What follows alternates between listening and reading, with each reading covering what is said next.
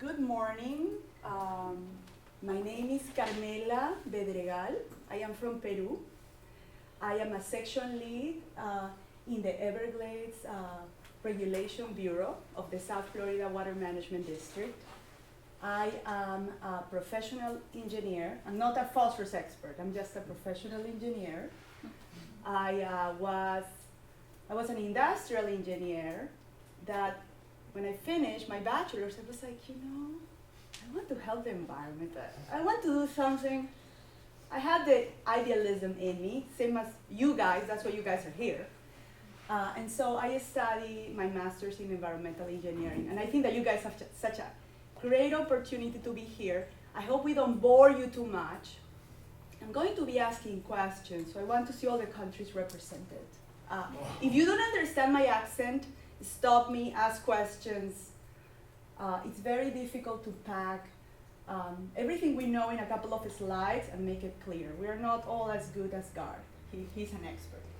So I'm going to talk about the source control programs in the Everglades system and a little bit of how models and data are so important for these programs to work, because it's the only way that we can make them objective and that we can have where we are shooting for. Because, environmental issues can get quite politicized, so that's why you guys are there, to make it objective, to make sure that you have a comprehensive understanding, to always be learning and adapting and making the tools better.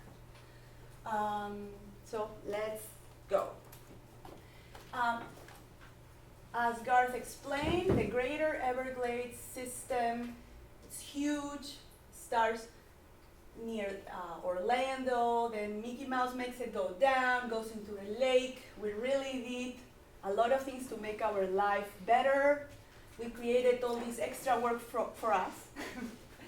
And what I am going to talk about primarily are these two areas.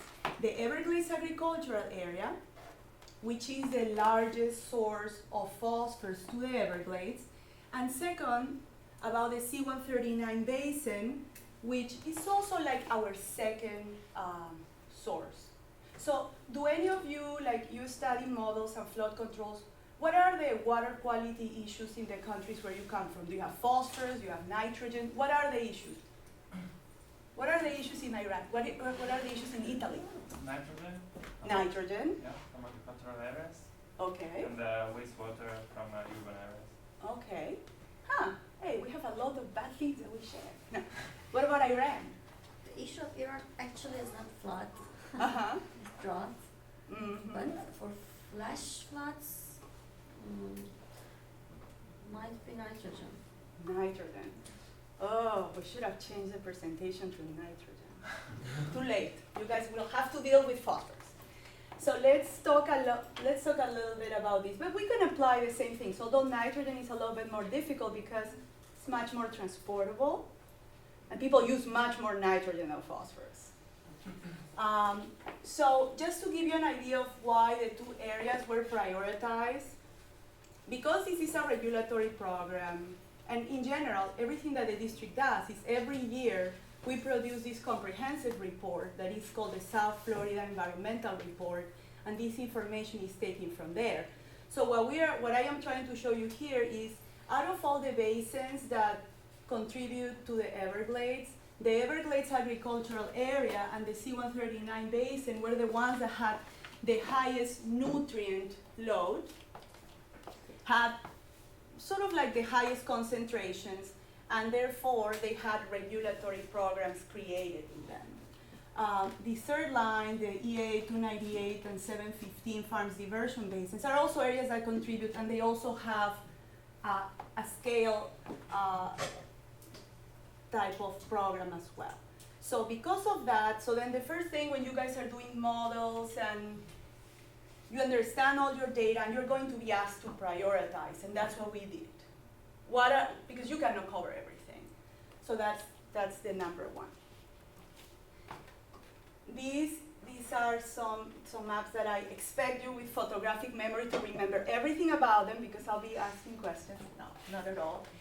We have the Everglades agricultural area older system of canals. And these, every time that I talk about a farm, just think that these little areas that have the boundaries in yellow, that's what I refer as a farm. Each of these little squares is required to have a permit, to implement best management practices to control phosphorus, and also to monitor water quality in its discharges. The district monitors water quality in the entry points and the outlets from the basin, so we can understand how much nutrients, how much phosphorus is coming out. The C-139 basin, a little bit simpler. If you think about on the left, EAA, 450,000 acres, C-139, a third of that. We monitor entry points. We have areas that have permits.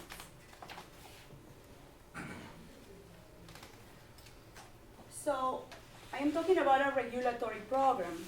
Why can a model be effective? Why is a model needed for a regulatory program? Somebody from Indonesia that wants to answer? No? Holland? No? Okay, Bosnia-Herzegovina, your choice. Yeah. Maybe to predict the future behavior of the system. 1-0. Very good. So our regulatory source control program mandates that best management practices, activities to control phosphorus at the source be implemented.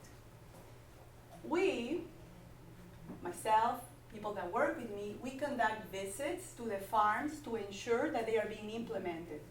We ask for documentation, we look at their farm, and we do this periodically. But how do we evaluate that the program is being effective?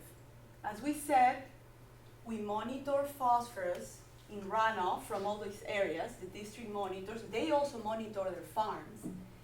And a mathematical model was adopted by Chapter 4863. So, do you know of any models that have been adopted in rules and that are used to enforce conditions? No?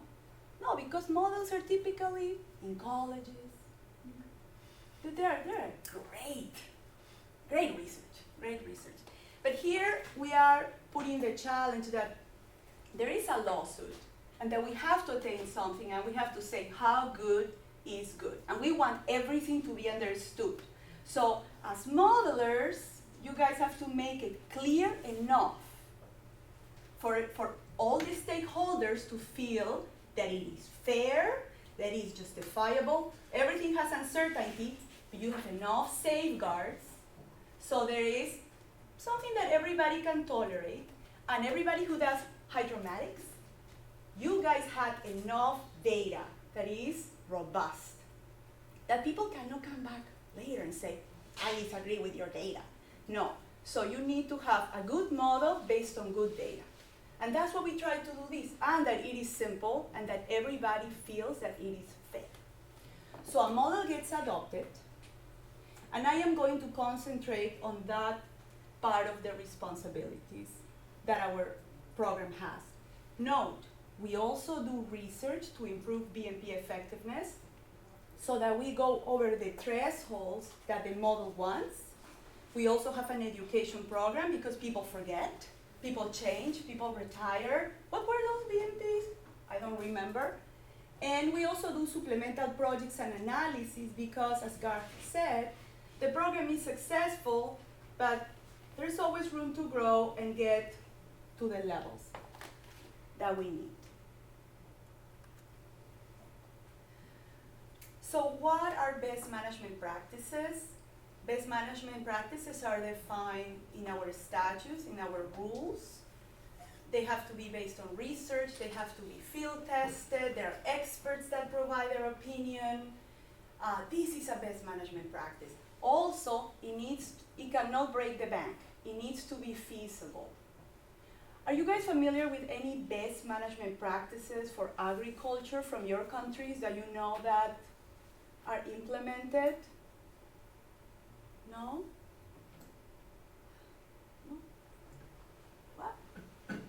You know, if you think about like there has always been agriculture in our countries. That's the basis of any society. That's why we are here. And best management practices have a lot to do with soil, to conserving soils. When we flood a land, we conserve soils. When we clean a canal and then put the sediments back into our soils, we want to keep that organic matter. We are doing best management practices. In history, if we still have lands that are being farmed to produce food for us, it's because people have been conserving soils or using the water in a smart way so that we do not deplete our aquifers, and then we have a beautiful desert and no food. So let me take you a little bit on what best management practices are. So water management practices, and this is a little bit small, but what the type of water management practices that we see in the EAA include, well, are primarily delaying discharge from the structures, from the pumps, until they have achieved an amount of rainfall. So the farmer says, I need my crop to have the water at this level, and if it rains, the water level will increase. I can handle this storage in my soils. I can handle so much rain before I need to pump. So in order to that, they have their operators keep close track of the rainfall, keep close track of the rainfall with rain gauges, keep track of the elevations to decide where to pump, and we review their performance with detention graphs. Nutrient management practices. So we are talking about phosphorus, but think about nutrients, think about nitrogen. How much nitrogen, any extra nitrogen that I put will run off. Any extra, well, not, some of them will stay in the soils, but I create more risk. So nutrient management practices are the practices that will minimize that risk. How? Spill prevention. The farmers put tarps when they are doing the transfer of the fertilizer from the trailer to the applicator. They use methods that deliver the fertilizer just to the root zone. Because if you broadcast the fertilizer, then you're going to be applying more. When they were doing research at the beginning of the program, they said, if we apply to the root zone, we can apply 40% less. They changed the equipment. This equipment is called banding, and they are applying it in sugarcane. They also realized that when you have, well, also when you have vegetables, and this is something for water conservation as well, like if you have, if you put plastic on the beds, you reduce evaporation, you also prevent seepage. What is a problem we have in South Florida? Our farmers are planting in August and September, when we have the worst rains. That's when they apply fertilizer. Why? Because, for example, one of our strongest crops, sweet corn. Everybody wants sweet corn for Thanksgiving, which occurs around November. So let's plant some sweet corn for the people who live in the north. Some of us do. So that is one example. So we need to make it work. Finally, the most important, and this doesn't apply too much for nitrogen, is the use of soil tests. And what this is a little bit far, but what we are trying to show here is that the amount of phosphorus in the soils varies throughout a field. The farmer takes samples, and based on that, uses technical information such as a yield curve that will tell them how much phosphorus he needs in the soil to get to a reasonable yield of their crops. So these are nutrient management practices. And finally, the particulate matter and sediment controls. We all know about erosion. Are you guys familiar? I mean, any best management practices for erosion that you have seen in your countries, and they also mean soil conservation. Bosnia-Herzegovina is winning 1-0. I don't want to. Germany? No? Ooh, okay. So, no? Mexico? So what we have here is different particulate matter and sediment controls, cleaning canals, creating sumps, having barriers to prevent vegetation from flushing off site, flooding fields to preserving the soils in the summer, and leveling the fields. Although we are pretty flat, we can be flatter so that we have an homogeneous field and we have better drainage. So this is what the program does. Now let's talk about models. Now you guys can wake up and participate more. I know this was not. So as we said before, we have the Everglades agricultural area, and the district is monitoring phosphorus concentration and flow at the outlet locations. Then we calculate phosphorus load, which is concentration times flow. But we not only calculate what comes out, we also calculate what comes in, because the entities that are regulated are the ones that are inside, and we have inflows. Lake Okeechobee needs to pass water across the EAA to send it south.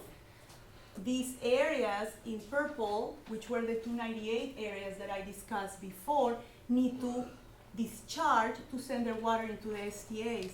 So what we do is we also do a calculation to make sure that we have runoff from the area.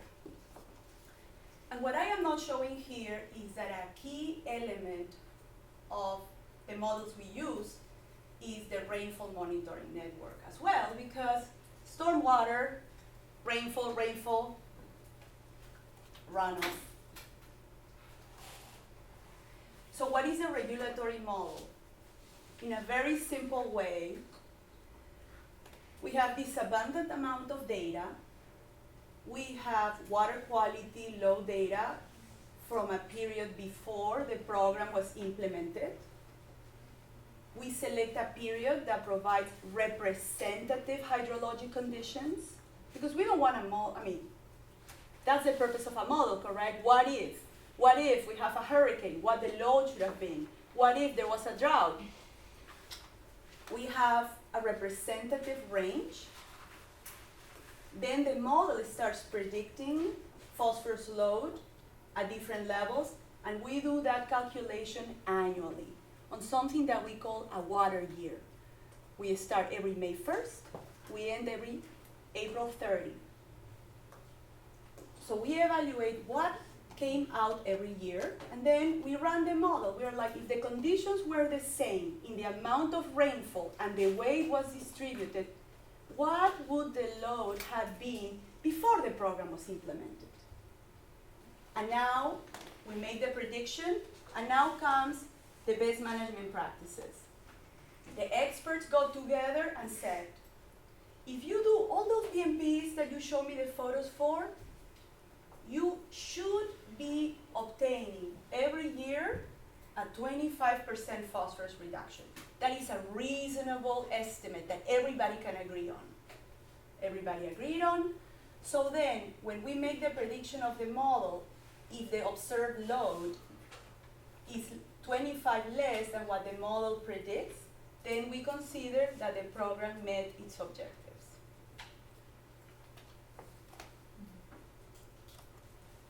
How does this look? Well, we talk about a base period. This is the data from the base period. Each of these dots is the load that was registered in each of the years. After that came a period of partial implementation. Oh, and the red is the 3-year the prediction, sorry, 5 years. the 5-year average, yes. Thank you. Hey, participation. Who was it? Persevering again. You're killing me. That's great. Women power. No, I'm kidding. So we have the 5 years. Then there is an intermediate period, partial implementation. The program starts. And then we start seeing the levels that we observe, the reductions that we observe, actually the reductions, and I'm sorry. And then we start seeing that the reductions are always, or generally below the 25% requirement or target. And then, of course, there is variation, the years are different, and we get all the way to 2014. If we didn't have a model, we always have the people who say, hey, but this was a drought, that was a dry year. This was a wet year.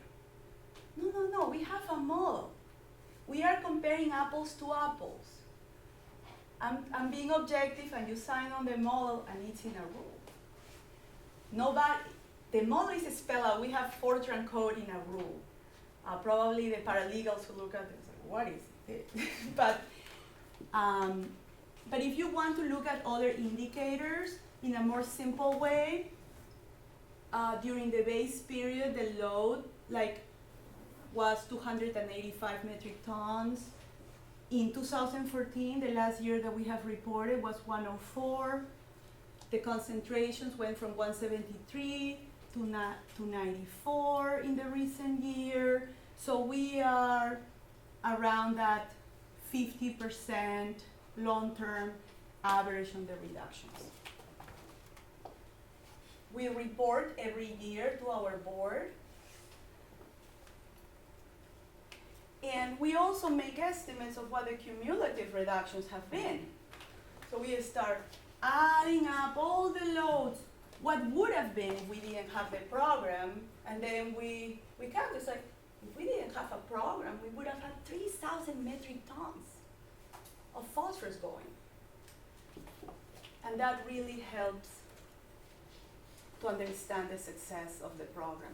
Now let's talk about the C-139 basin model. It's a little bit shorter. This basin was regulated and had a model produced after the EAA. We didn't have as much data. It's a smaller basin, as you saw.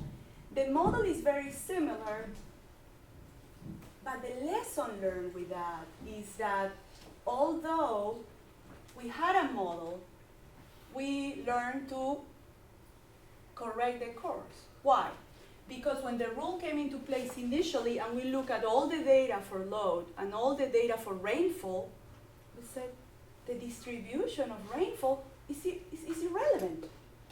The important thing is the amount of rainfall. And we had a model that was a simple equation. This rainfall, this load. But then, as the program continued, we start seeing that this is not, we're not being successful. What is happening? It's definitely the measurement. No. We start wondering what is happening, and there have been regional projects occurring to improve the system as a whole, and when we start looking at the system, we're like, the rainfall runoff correlation of this basin start changing when we implemented these projects. So with that said, the rule was amended to do two things: to require more best management practices for the system to be more comprehensive, but also to refine the model. Again, the model gets put into a rule, everything is spelled out, everybody agrees that's the a reasonable model. And the other difference with this model too is that this was less intensive area. The agreement was that we wouldn't have a reduction, we would just maintain loads. So that took out of the equation how effective best management practices can be. Let's just maintain historic loads. There is another thing when you think about models that can be used for rules and for compliance. And this this is about a statistical error and confidence level. If a basin is out of compliance, as a regulator, not a modeler, I will have to go to each farmer and say, we didn't meet. What else can you do to improve water quality? For me to go and ask for an additional task, I need to really make sure that I have the confidence that the results are correct. And you know, data are not perfect. It's not this perfect equation with R squared 100%. Therefore, as part of the compliance method, when we run our model, this target that we create with the model, for us to give us the assurance that we need to change the course or improve the course, the target would have to be exceeded for 3 consecutive years. And also we created an upper limit based on the 90th percent confidence level, that if it gets exceeded any single year, that would tell me with confidence that I need to do something else, or I need to do more. This is the way the results for the C-139 basin are presented every year. So as we talked before, we had the beginning of the program. We're talking about the two-prong test with a target that comes from the model, a limit at the 90th percentile. We didn't require a lot of BMPs at the beginning, but as they start exceeding, we start requiring more. Finally, as we start requiring more, we start seeing some of these green bars and then being below the model projections. Oh, we exceed, then we meet, and then starting here, we do the refinement of the model and we start requiring many more BMPs than the ones that we required before. And now we have been borderline compliance we have been in compliance, but we have been in compliance. Last year we exceeded the target and we are finalizing the numbers for this year. Same as before, at least one indicator, concentration, 235 during the base period. In 2014, 181. So there is an improvement, but the key item of the model is that we're talking about load. Because best management practices, what do you think it affects? Flow or concentration or combination, both. Absolutely. If we just look at one thing, the guy's like, I'm barely discharging. But yeah, when I discharge, my concentration is really high. It wouldn't be fair. Excuse me? Yes? Can you go to the previous graph? Yes, sir. I was just wondering, why some of them are green and some of the bars are orange? Yes. In the same case, I'm comparing, one of these bars have, in the year 2005 and in the year, let's say, 2011, the target load is lesser and the maximum load is higher and target load is lesser than what is measured, but still both have different colors. So You are really paying attention. That's really good. So, why? Because, do you remember that we talked about the 3-year prong test?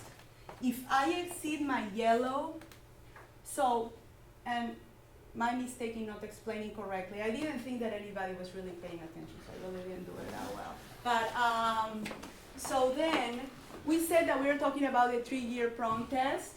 So, what happened was that when it exceeded the yellow for 3 consecutive times, it turns this bar as the orange, meaning this didn't meet, and this didn't meet. So the bar indicates the compliance test after the 2-prong method. The yellow is the target and the red is the limit. However, you're absolutely correct. In 2011, we gave them a green, but it had already exceeded the target, and it's because they had not had the 3 consecutive exceeding of the target because 2010 broke the cycle. So when you have all these safeguards in place, then you can be like, well, you exceed, but I am 100% sure that you did because you exceeded 3 years in a row. There's something that I need to do. But yeah, that is a great observation, and I should have gone a little bit. So yes, that's the reason. With that, thank you. And you got 2 points for that.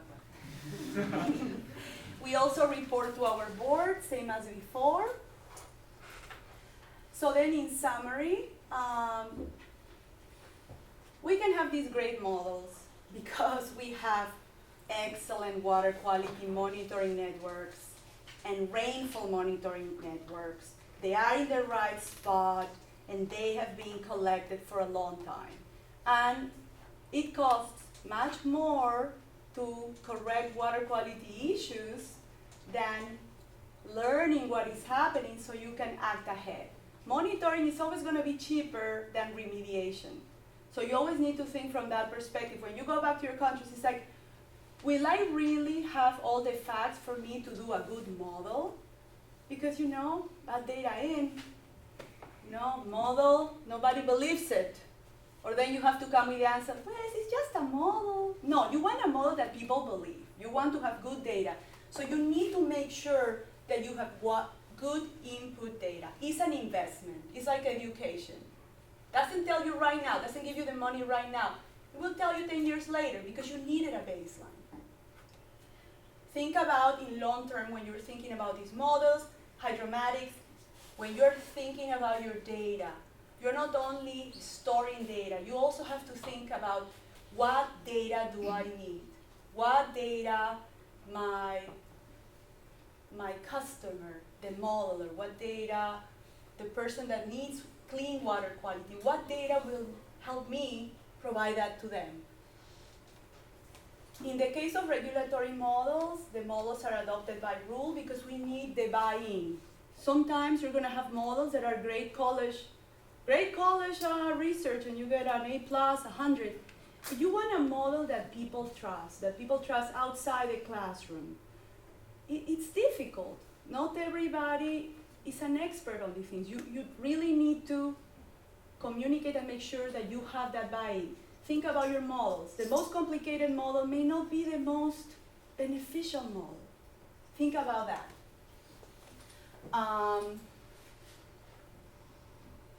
In this case, if we didn't have a model, we wouldn't know how we are doing. High rainfall years could be bad quality years, or the opposite. The third thing, I said it, the models are essential to measure the success, but also to identify areas needing attention. The EAA is a great example of success. Oh, they needed 25%, they got 50. The C-139 was, what is happening with this model? I know that they have to do more best management practices, but is our model correct? Always be open to correct the course.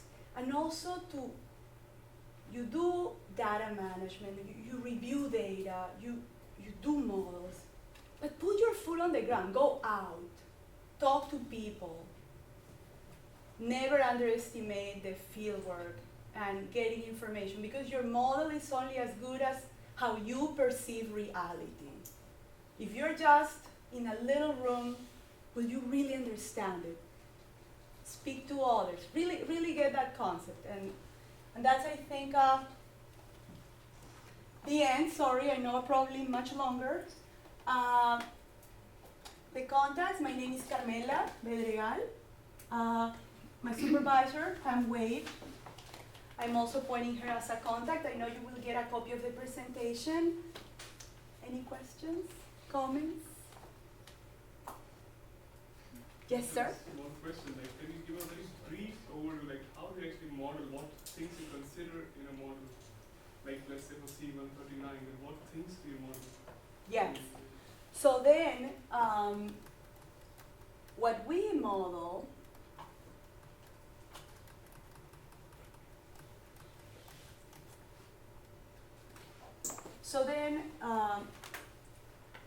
let's see. So then what we have in the C139 basin, if you look at here, is, and as Delia will explain, the basin just has 6 outlets. The basin can discharge to 4 inflow locations in this stormwater treatment area where the water gets clean, or through a pump that may also send the water down, or it can also discharge to G136 into the EAA. What we have collected in these 6 points along the years is phosphorus concentration and phosphorus flow. So for all these years, we're using those 2 numbers to estimate load. And I didn't go all the way to the historic, and I probably should have. So we have been measuring, as reflected in this bar, how much load we had every year. So then on one hand, we have the load in all these years. We have the load in all these years, and we also have the rainfall in all these years. And we also have an indicator.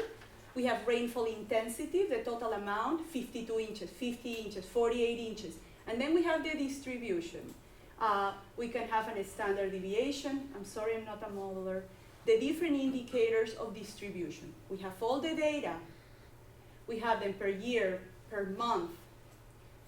We have the data, and then we have all these typical equations to predict based on different arrangements of this data. Many different equations. We plug the data, and then we identify which is the one that makes the best prediction based on many factors. Once we have that, we choose which is the equation that will be best under all circumstances, and we also determine what are the ranges at which it can work. Sometimes we say, typically phosphorus load is the one that works the best. And in some cases, even concentration can be a good estimate, can yield good equations. So that is basically the 2 things we're comparing. It's almost like, it's as simple like as a regression equation. Yes? These equations that you're talking about, are those physically based equations, or is it data? Data, because I think that what we have seen many times is that, you can have physical equations. You're trying to predict a phenomena. But, people don't necessarily, trust phenomena sometimes. Because, okay, you can predict phenomena, but then you have to be calibrating against that. I don't want to see how I change the phenomena. I want to see how historically, if everything stays the same, except the BMPs, what would have happened. So it's a much simpler, yes. No, I increase evapotranspiration. No, we're not doing that. It's a much simpler. The really smart models come next. I'm just the warm-up act. Yes? So what I could understand from your answer was how for a given management practice you can predict from rainfall the phosphorus content. But what if you have to analyze, like you said, the regulatory model, that if you have this kind of regulation, what kind of phosphorus load will result from this kind of rainfall? Which is not applied right now, but you want to just assess, then what, do you do some, how do you do that actually? That is an excellent question. So then there is another model. There are several models. Well, there is one model that I know that has been used to estimate the effectiveness of BMPs, like on a farm. Like you model a farm, you create the nodes, you create the structure, you create the elevations at which it's used. You also put the phosphorus in the soils. And then you can say, well, if I fertilize during these months and these rainfall conditions, what's the load that comes out? There are models that do that type of work. But for the scale, and that happens, and that is done. There is a model called WAM, which is available. It's a publicly free And that is another approach that they may talk about in the Lake Okeechobee watershed, in which they do really predictions based on physical or not Yeah, they're gonna get chemistry. into They are gonna get into that, like more detail. on more detail on the specifics of the model. This model and this program, think about it. This agreement the rule started basically in 1994. How many of you were born then, by then? No, But so then the thought was we're going to use basically historic data in a way that works as a correlation, and then the effectiveness of the BMP comes out from the experts and the technical documentation in this estimate of 25% effectiveness. So there's like a literature review. Even in this one model that I am talking to you about, the only BMPs that I'm aware of that they can really model physically are the nutrient management and the water management when you alter the control elevations of the structures and the nodes. But other BMPs like spill prevention, control application, they simply, canal cleaning, you simply don't have all the data. You can do a model as good as the data that you have, but you don't have as much data to create those mechanisms. So I already over-exceeded, I know, like, gosh, it's like, no, you can go and put your flash. you have my phone number. I'll be more than glad to answer any questions. And thank you very much for being such a good audience.